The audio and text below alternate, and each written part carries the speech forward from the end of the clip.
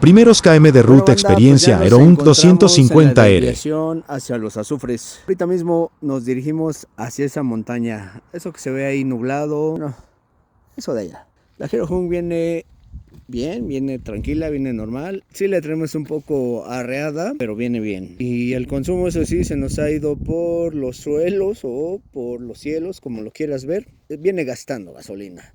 Se va, casi nos está dando 20 kilómetros por litro. Entonces, bueno, seguramente atravesaremos esa montaña para ir a 1000 cumbres.